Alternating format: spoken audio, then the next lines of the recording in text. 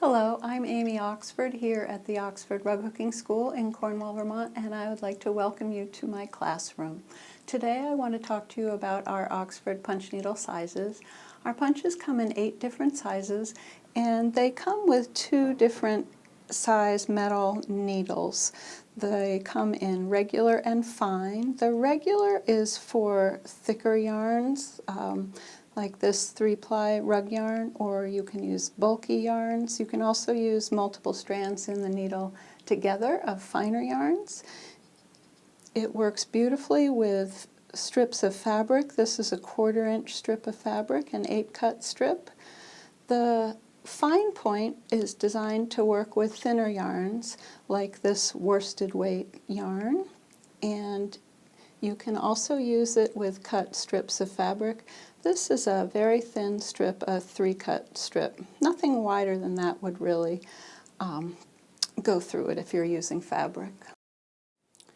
This is our complete set of 8 Oxford punch needles. Every punch has a number, and the numbering system's a little confusing, but just remember, the lower the number, the taller the loop. This is 8 regular and fine, 9 regular and fine, 10 regular and fine, and 13 and 14. If you can't find the number on your punch, they're stamped right there on the end. I've made a sampler to show you what the different needles create. This is the 8 regular and fine, which is a 1/2 inch tall loop.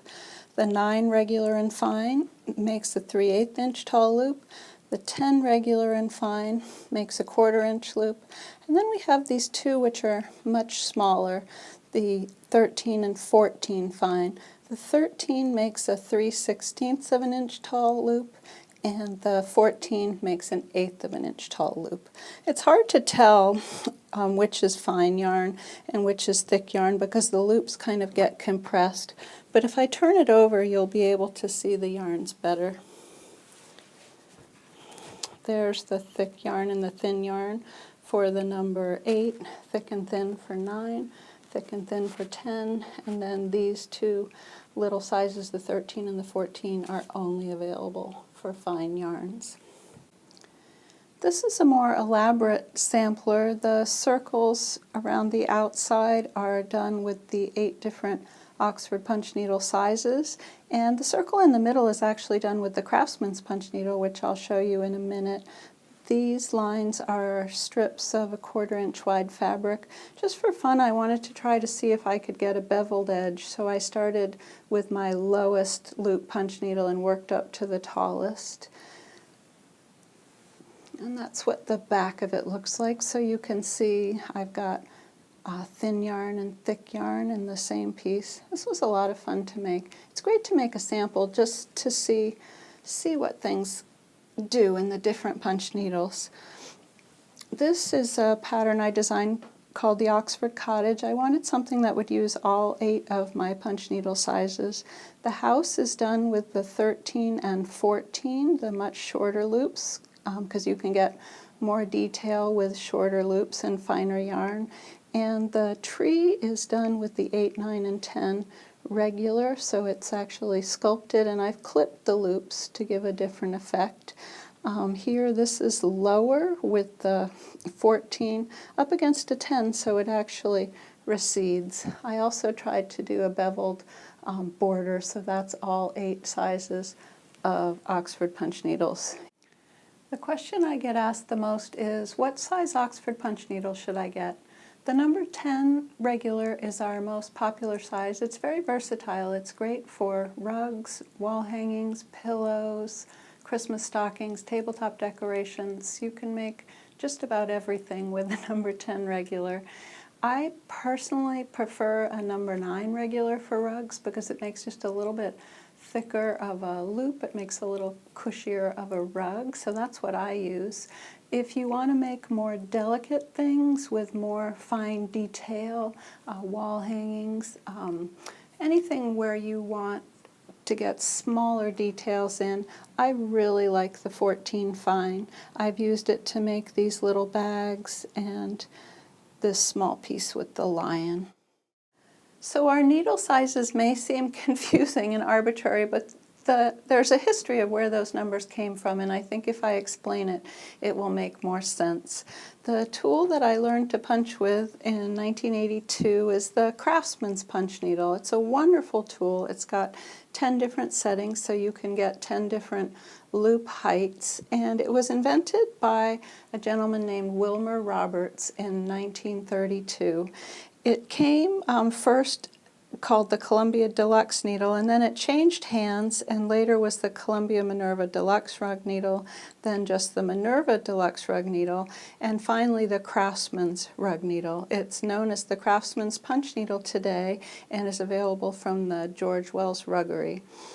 The tool is really nifty how it works. You can lock it in place with this little lock here, and if you twist it from down here, you can pull on the needle to make it longer or shorter, and the longer the needle, the longer your loop will be. And this actually comes all the way out, and you can replace it with these other needles. There are 4 different size needles for thick or thin yarn. Right now you can only get the Craftsman's punch needle with the 1 needle size, but you can still find the older versions on eBay and antique stores and things like that. I made a sampler here to show the 10 different needle heights, and the shortest loop is the number 10, which is a 1/4 inch, and it goes all the way down to number 1, which is the tallest, and that's a 3/4 inch tall loop. So when I invented my own needle, I really find that most people want a shorter pile, so I decided just to have an 8, 9, and 10. So that's where my 8, 9, and 10 come from, and it was Mr. Roberts who came up with the system of the lower the number, the taller the loop. So that explains where the Oxford sizes 8, 9, and 10 come from, but not the sizes 13 and 14.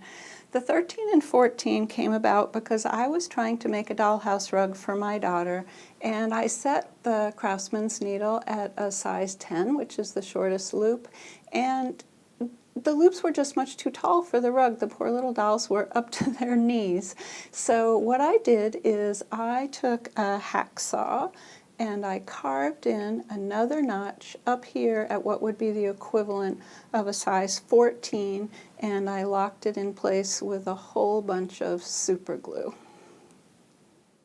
So I loved my sawed-off 14, and my students fell in love with it too, and I wound up adapting needles for them, and over time I decided to come out with my own because it did seem like a popular tool, and I called mine the Mini. And I just adore the Mini because you can get so much finer detail like in this house, or you can do shading, which is so much fun to do. I taught a class on making a small sign, and this was the sign I made, but my friend Louise Culp took the class and she said, "I'm making the body of my sign with the Mini. Could you please make me a new punch needle that makes the loop a little bit taller so my letters will show up more?" And I said, "Sure, I'd love to." So we made her the equivalent of a 13, and it was hard to remember the numbers, which one's taller, the 13, the 14. So we came up with a silly way to remember it, which is that the taller loop is, we called it the Mini with heels, because it's a taller loop, it's wearing heels, as in high heels. Corny, but that's how we remember it. So that's why we call them the Mini and the Mini with heels. I've used a taller loop here to get the letters to stand out. You can get the same effect with other size punch needles too. If you're making a rug, for example, with a number 10 regular and you want your lettering to stand up, use a number 9 regular, and you will just have a little bit taller loop and you'll be able to read those letters much more clearly. I'm often asked why our Oxford punch needles have screw eyes. The fine point punch needles do have a screw eye in them, and it's because a finer yarn can tend to slip out of the channel.